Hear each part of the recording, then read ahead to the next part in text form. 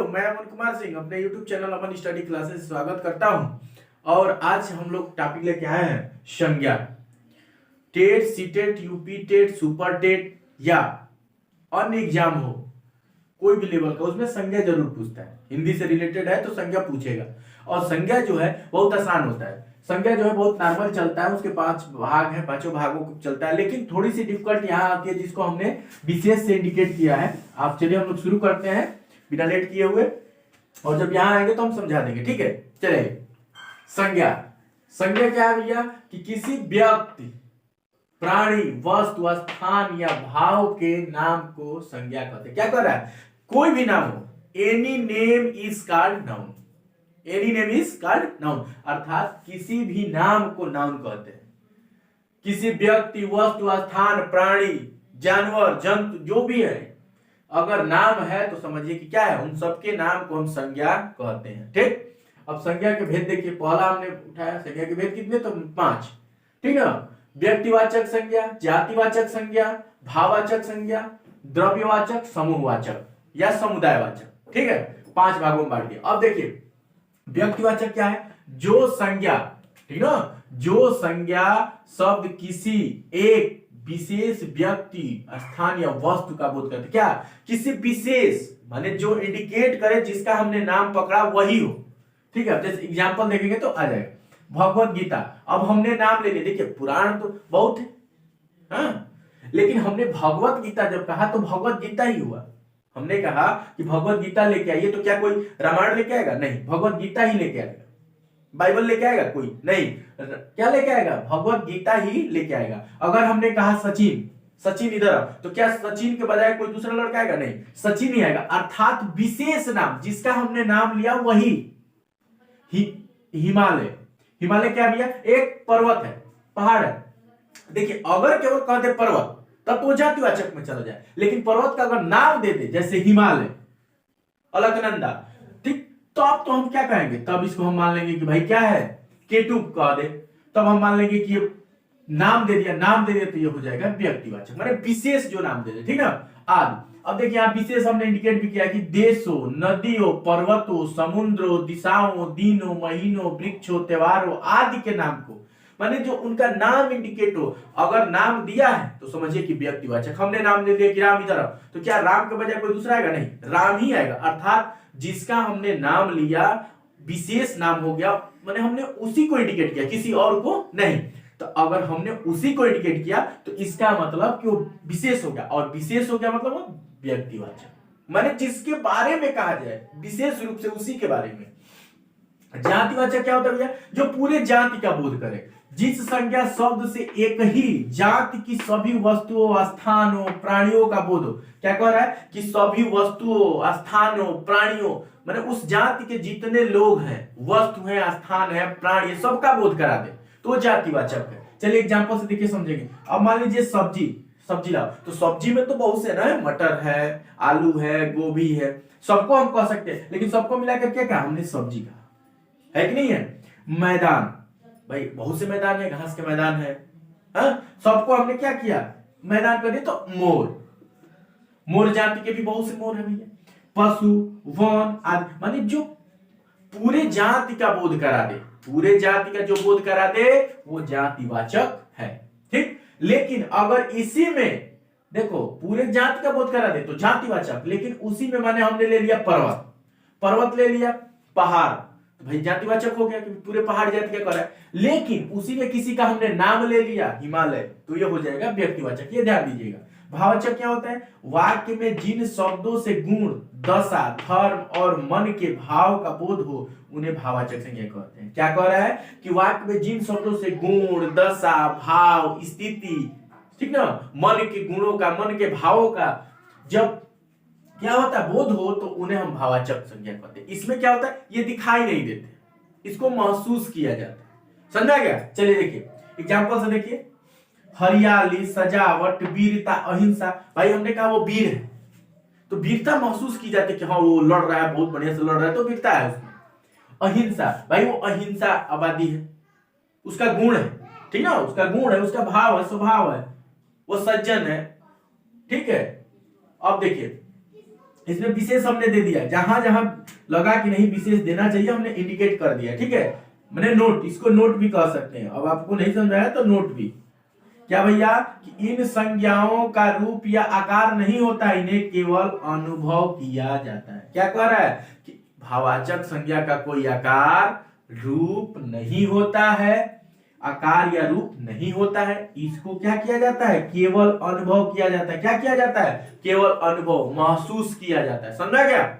चलिए, द्रव्यवाचक संज्ञा क्या भैया, कि जिस संज्ञा शब्द से किसी द्रव्य, पदार्थ या सामग्री का बोध होता है, द्रव्यवाचक। क्या कह रहा है कि जिससे किसी पदार्थ, सामग्री, सामान, वस्तु का बोध होता है, वो द्रव्यवाचक संज्ञा कहलाती है। देखिए यहां भी हमने विशेष, जैसे आप उदाहरण पर ले लीजिए, सोना, चांदी, लकड़ी, कोयला, दूध, मांस, समझा ना, जितने माने द्रव्य माने सामान आ जाए, सोना, चांदी, लकड़ी, कोयला, दूध आदि, ये सब क्या है, द्रव्यवाचक माने सामान, वस्तु आ जाएंगे, सामान। देखिए सामान मत कहिएगा, सामान, ठीक है, सामग्री, पदार्थिक। अब विशेष, इन संज्ञाओं को गिना नहीं जा सकता है, इन्हें केवल मापा या तौला जाता है। क्या कर रहे हैं, इसको गिना नहीं जाता है, इसको मापा जाता है या तौला जाता है, द्रव्यवाचक संज्ञा को, ठीक। अब चलिए पांचवा हमने ले लिया समूहवाचक। समूह क्या है, समुदाय क्या है। समूह समुदाय दोनों एक ही चीज है, ठीक ना। समूहवाचक दे दे या समुदाय वाचक दे दे, दोनों एक ही चीज है, ये ध्यान रखिएगा। समूहवाचक क्या होता है, जो संज्ञा शब्द समूह, समुदाय या संग्रह का बोध करता है। समूह माने एकत्रित होना, ठीक ना। समूह कब बनेगा, जब अकेले आदमी रहे तो नहीं बनेगा, जब एक से ज्यादा लोग होते हैं तो भीड़ होती है, समूह होता है, तब जाके क्या होता है, समूहवाचक। अब देखिए इसमें सेना, सेना क्या कहते हैं कि सेना जा रही है, माने सेना अकेले नहीं होता है ना, अकेले तो बस एक सैनिक होता है, जब सैनिक ज्यादा मिल जाते हैं तब जाके सेना बनती है। जनता, भाई जनता अकेले तो एक आदमी होता है, जब एक से ज्यादा लोग मिल जाते हैं तो कहते हैं जनता जनार्दन। भीड़, भीड़ कब होगा, आप अकेले खड़े होंगे तो भीड़ हो जाएगी, नहीं, जब एक से ज्यादा लोग खड़े होते हैं तो हम लोग क्या बोलते हैं कि बहुत ज्यादा भीड़ है। अब अकेले आप खड़े हो जाइए, कहेंगे बहुत ज्यादा भीड़ है, सब लोग आपका मजाक उड़ाएंगे नहीं उड़ाएंगे।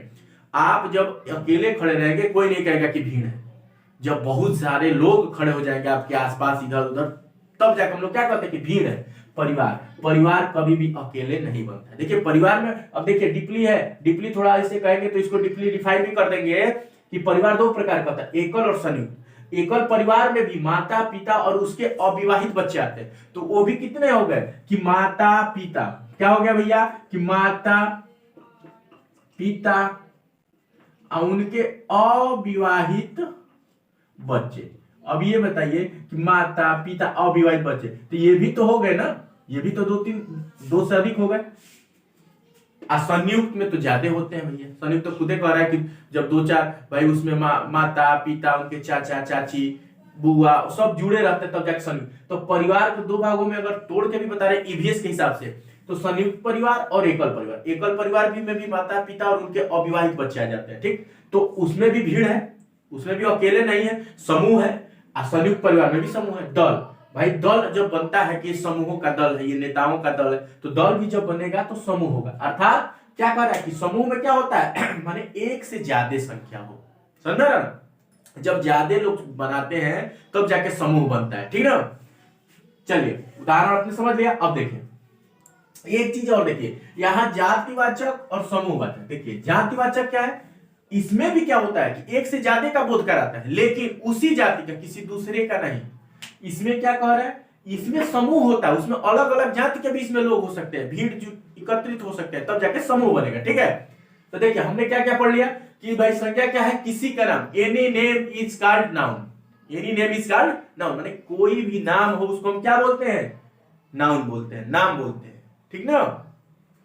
व्यक्तिवाचक संज्ञा क्या है भैया, जो किसी विशेष व्यक्ति वस्तु स्थान का नाम व्यक्त करे, माने जो विशेष, माने जिसका हम नाम पकड़े वही, और किसी दूसरे का नहीं। हमने कह दिया ताजमहल, तो ताजमहल ही, किसी दूसरे को नहीं। हमारे देश में और भी स्मारक है, लेकिन हमने ताजमहल कहा तो ताजमहल ही, गिरजाघर कहा तो गिरजाघर ही। अब देखिए उदाहरण भी देख लीजिए, सचिन हमने बोला तो सचिन ही आएगा, सहवाग के बारे में नहीं कहा जा रहा है, सचिन के बारे में ही कहा जाए, आपके दिमाग में हंट हो जाएगा कि नहीं सचिन के बारे में। हिमालय कहा तो हिमालय के बारे में ही। अब दूसरा हमने ले लिया जातिवाचक, माने जो पूरे जाति का बोध करा दे, एक नाम पकड़े पूरे जाति का ही बोध हमने करा दिया, ठीक ना भाई। पशु, पशु में बहुत से हैं, पशु में तो बहुत से भी होते हैं, बकरी भी पशु होती है, शेर भी होता है, भेड़िया भी होता है, सब तो पशु ही है, ठीक ना। अब देखिए भाववाचक क्या है, भाववाचक क्या है कि इसमें गुण दशा स्थिति के बारे में बोध कराता है। इसको देखा नहीं जा सकता, इसको बस महसूस किया जा सकता है, ठीक, महसूस किया जाता है, अनुभव किया जाता है। द्रव्यवाचक क्या, भैया जो समान का नाम हो, जो पदार्थ का समान का नाम हो वही द्रव्यवाचक संज्ञा कहलाता है, ठीक। समूहवाचक क्या है, भैया जहां एक से ज्यादा लोग एकत्रित हो तो वही समूह होता है, समझ आ रहा है ना। कलेक्टिव, देखो इसको क्या कलेक्टिव नाउन, कलेक्टिव नाउन क्या होता है अंग्रेजी के हिसाब से भी हम कहें तो कलेक्ट माने होता है इकट्ठा करना, एकत्रित करना। तो एकत्रित कब होंगे, जब एक से ज्यादा होंगे तभी ना एकत्रित होंगे जी। तो कलेक्टिव नाउन या समूहवाचक संज्ञा, जब क्या हो समूह बने, एक से ज्यादा लोग हो तभी जाके समूह बनेगा। अब सेना, भाई एक अकेले तो सैनिक हो गया, जब एक से ज्यादा सैनिक होंगे तो सेना होगा, जब एक आदमी होगा तो एक आदमी है, लेकिन एक से ज्यादा तो जनता हो जाते हैं। भीड़ क्या होती है, भाई अकेले आप खड़े हो जाइए बाजार में, कहिए कि बहुत ज्यादा भीड़ है, सब लोग देख के हंसेंगे आपको, हंसेंगे नहीं हंसेंगे। एक से ज्यादा जब लोग होंगे तब जाके भीड़ होती है। अब आप कहीं अकेले खड़े हो जाए कि बड़ा भीड़ है, चारों तरफ खाली खाली, आप कहिए कि भीड़ है, नहीं। जब एक से ज्यादा लोग हो जाते हैं, बहुत ज्यादा लोग हो जाते हैं, तब जाके भीड़ होती है। परिवार भी भाई अकेले नहीं बनता, अकेले परिवार नहीं बनता है, उसमें माता पिता उनके बच्चे तब जाके परिवार बनता है, तो उसमें भी एक से ज्यादा होते हैं। तो वही कह रहा है कि समूह में क्या होते हैं, समूह में एकत्रित होता है आदमी, माने एक जो संज्ञा शब्द किसी समूह के बारे में व्यक्त कर, माने एक से ज्यादा लोगों के बारे में व्यक्त कर, ठीक। चलिए अब ये देखिए, यहां तक तो आसान था, यहां तक तो 2 3 4 5 6 7 8 हर जगह पढ़े हैं, लेकिन ये विशेष ध्यान दीजिए, यही विशेष वाला हम आपको बताना चाहते हैं, ये इंडिकेट आपको करना है, इसलिए क्योंकि यही विशेष पूछा जाता है आपको टेट सीटेट वगैरह में, जो डीपली पूछेगा तो यहीं से पूछेगा। ये तो आप 2 3 4 5 सब में पढ़ते हुए आए हैं, बस समझने की फेर है, कोई थोड़ा बढ़िया समझाया, कोई थोड़ा कम समझा, ठीक।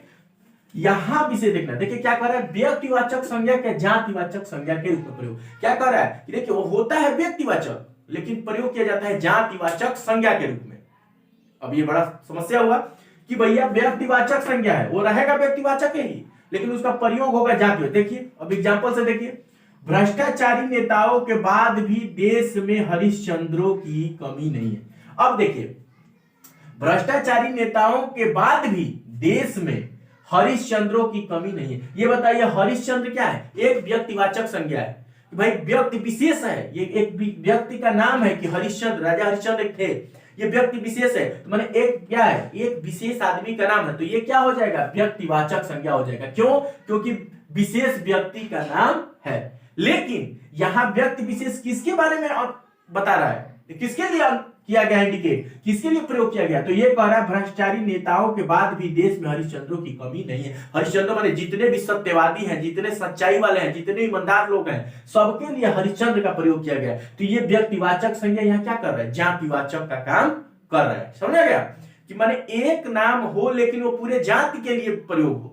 अब यहाँ हरिश्चंद्र जो है हरिश्चंद्र के लिए प्रयोग नहीं हो रहा है, पूरे ईमानदार जाति, जो पूरे ईमानदार जाति है, सच्चे इंसान है, सत्यवादी हैं, उन सबके लिए भी ये प्रयोग हो रहा है। समझा गया, तो ये जातिवाचक का काम करेगा। अब ये देखिए, ये जयचंद तो देश को बेच डालेंगे। देखिए जयचंद भी एक विशेष नाम है, जयचंद एक विशेष आदमी का नाम है, लेकिन यहाँ किसके लिए प्रयोग हो रहा है, देशद्रोही के लिए, गद्दार के लिए, माने जो भी देश में गद्दार है, देशद्रोही है, उनके लिए जयचंद का प्रयोग कर दिया गया, सबके लिए प्रयोग किया जा रहा है। तो इसलिए ये व्यक्तिवाचक संज्ञा ना होकर क्या हो जाएगा, जातिवाचक संज्ञा। समझ में आया कि जब व्यक्तिवाचक संज्ञा अपने लिए प्रयोग ना होकर के पूरे विशेष जाति के लिए, माने किसी जाति के लिए ही प्रयोग हो जाए, उसका अर्थ निकले, तो समझिए कि वो क्या हो जाएंगे, जातिवाचक संज्ञा का काम करेंगे। लेकिन होंगे क्या, व्यक्तिवाचक ही संज्ञा है, लेकिन यहाँ जातिवाचक का काम कर रहा है कि नहीं कर रहा है, ये ध्यान रखिएगा। तो आप इसको कैसे पहचानेंगे, आप वाक्य पढ़िएगा, वाक्य पढ़ के एक बार दो बार उसका अर्थ निकालिएगा कि किसके लिए प्रयोग हो रहा है। अगर हमने कहा